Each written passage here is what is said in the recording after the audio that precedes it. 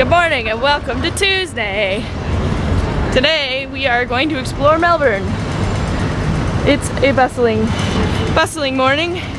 We're gonna do the hop on, hop off, and it's gonna be hot today.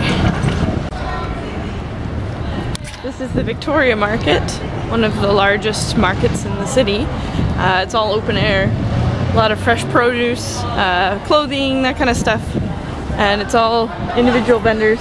Some of the places look like converted shipping containers. And we haven't really gotten in there yet, but hopefully you can get some cheap clothes.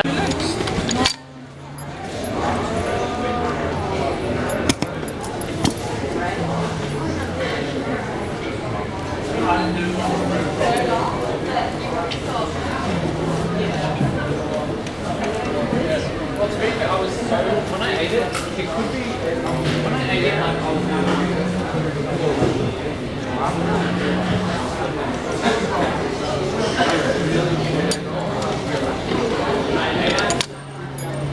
James, I got you a sweet belt. It was handmade right in front of me.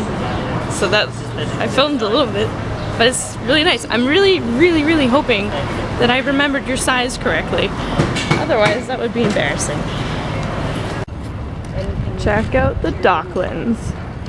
There's a big stadium of some kind. Melbourne has like a stadium for everything. It has like a cricket stadium, it has a football stadium, it has a rugby stadium, it has a tennis stadium. This one has a roof that closes in 8 minutes. That's pretty fast. If it starts to rain, it's like closer. I have that boat. I wish. Get a yacht, live by the harbor, watch your yacht. If you have like bazillions of dollars. Not me. In Melbourne, even the windows and the buildings are artsy. They're tinted to purple in a certain light. Look at this building. Look at all those buildings. It's so unbelievably artsy here. Look at this building. We just saw a poster that said Eddie Izzard is in town in Melbourne starting yesterday. So we thought, maybe we should go into the theater box office and see what's what, if he's got any more tickets left, because we love Eddie Izzard. And guess what? We're seeing Eddie Izzard tonight. I'm so excited. Dad's giving me the eyes because the tickets weren't cheap. But I'm so excited, and Mom's excited, and I'm sure Dad's excited. But we gotta dress up and take showers and look nice. And the theater is so close to our hotel, we'll just walk there. I'm so excited. We're off to go see Eddie Izzard in the evening. Check out the theater. It has octopus tentacles coming out of it. Bright sunshine. Beautiful night. Wearing my dress for the first time, looking all fancy. I got the Eddie Izzard show, yay! Hashtag, how do you, it's funny to say hashtag, but not actually hashtag. It's an ironic thing. You wouldn't understand. Yes, I wouldn't. Check it out. Oh, you can't see, it's all blue. Oh, there it goes. It's like this James Bondy-esque thing. I can't remember what this show is called. Forced, here, wait, where's the ticket stuck? Just gotta read it for a second.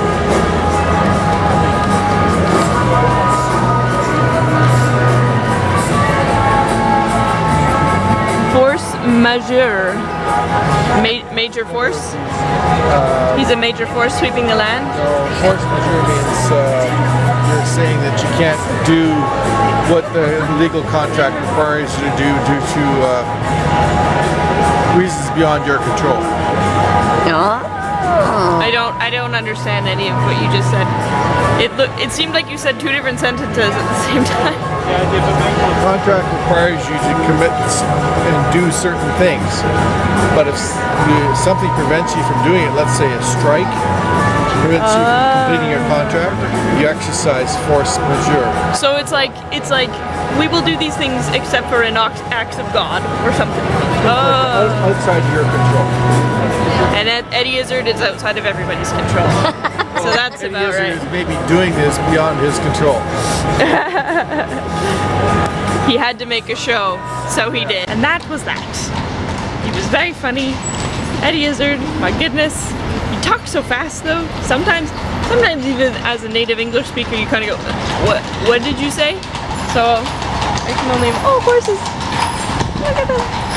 Follow them to see where they go. Oh, must be, Hold on. yeah, must be home time for the horses. They're all heading out. Things are dried up. Look at them. You know, I was just saying, I wonder if they have a stable or something that they live in, that they go to somehow, because we're in the middle of a city. I don't know how they would get there. Do they get driven there? Do they? I don't know. Anyways, Eddie Izzard. Very funny. Lots of political, religious, language, jokes. A man with pans on his hands going clang, clang. Oh, this is my favorite. And there's chicken, and it was great. It was fun. Hello, good morning. Here we are in Queen Victoria Park, I think. There's a bunch of parks and gardens all kind of gathered together in the center of Melbourne. Like, there's downtown. And we're just having a bit of a wander. It's supposed to be a very hot day today. And already it's pretty hot. And it's only, well, I guess it's like noon, which it's acceptable to be hot at this time. I don't know what we're gonna do. We're just walking. We're in the Royal Botanical Gardens. Lots of pretty trees and such. But look how many stadiums Melbourne has. There's one. I'm not sure. It looks like golf balls. There's another one. And there's another one behind that. See with the blue? Like, how many stadiums do you need in the same place? One stadium for rugby, one stadium for football, one stadium for tennis, one stadium for cricket. My goodness. Must be a big thing here. They are very big, much sports fans of some kind, of all kinds. We took a break from walking around in the heat to have a nice Devonshire tea with clotted cream and jam and scones and tea, and it's great. It's so good. It's fatty and delicious. So here in the Botanic Gardens, they're very water conscious. As you may know, Australia is water is a very precious resource in Australia, and you know, with a huge garden, they have to have a ton of water. So they've figured out a more efficient way of using water. Basically what they do, this is kind of one of the origin points, this big pond, big reservoir, and they use gravity, just let the water kind of flow to the other sections and like conserve water a bit better, and it's more of a cycle rather than watering the plants all the time. And they use these floating plant islands. It was moving before, but these are all on little islands. And so that encourages the plants to grow roots directly into the water and take nutrients directly from the water rather than from the soil. So they're basically running all this water through all this, it's actually street water, it's storm water, and they're running it through these filters of plants, and they clean the water and they keep it clean, and it's really cool. They've put a lot of thought into water conservation and management and cleaning all the water, and the plants are doing a great job, I'm sure. There's all sorts of bird wildlife and bugs, and they make it much more of an ecosystem rather than just a garden. Oh, it's moving. The wind moves it once in a while. Ever so slowly. They also use recycled plastic bottles to make the floating islands, which just makes it even better. I think we just spent 3 hours in the botanical gardens being plant nerds and wildlife nerds, but it was so much fun. There's lots of different ecosystems around, like there's an arid one and a tropical one and all that, but look at the haze. Fog. Oh, it's over. It's an overcast day. Yeah, look at the cloud. The power is disappearing. It's an overcast day, so it's just so incredibly humid.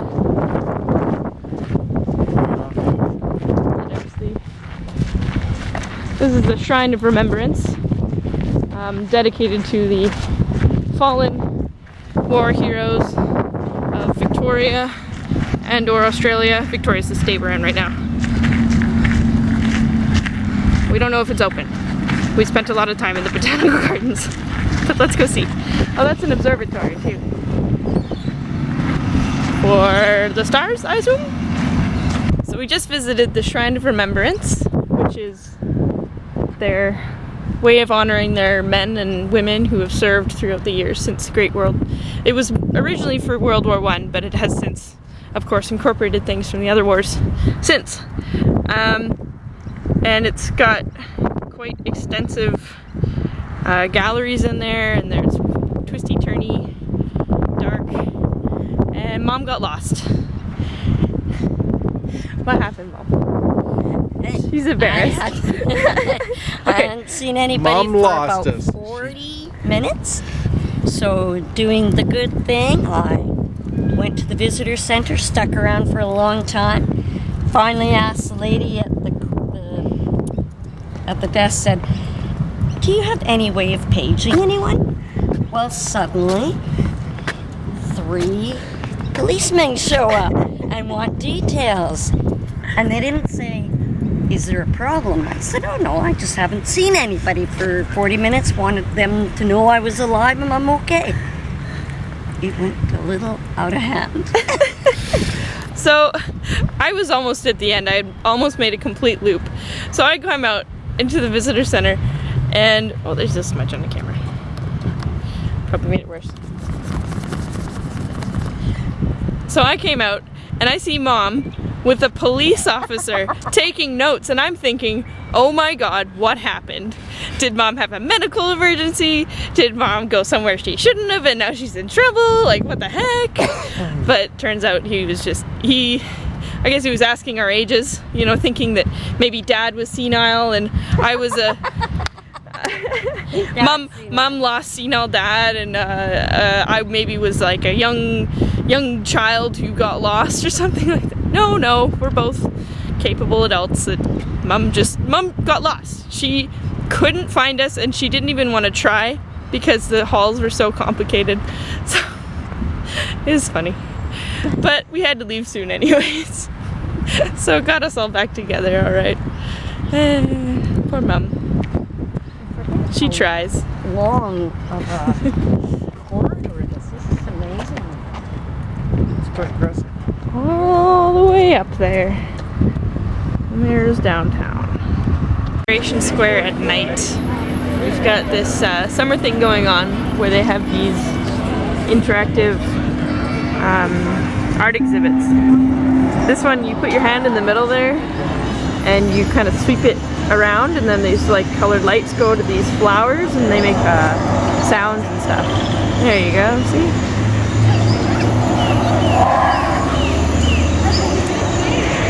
There's another thing. But people keep like putting their hands on it and touching it like it's a touch screen, but it's actually like a motion sensor.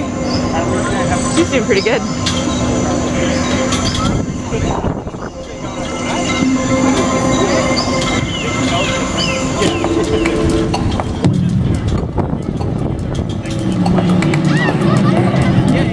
And then it resets itself.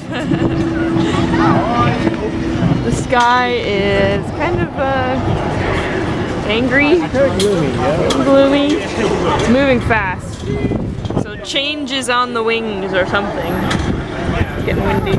There's another one over there, we'll check it out.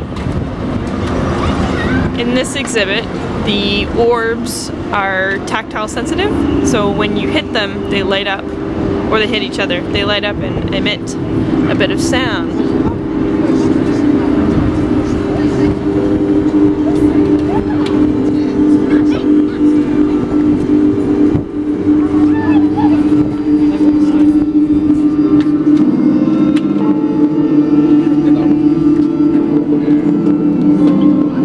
You can just touch them, huh?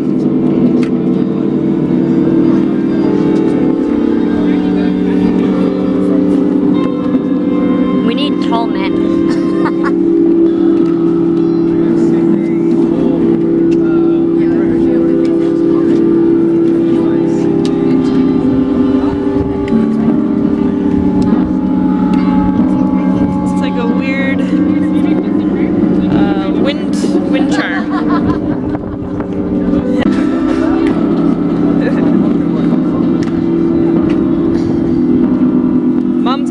bottom ones, dads get the top ones.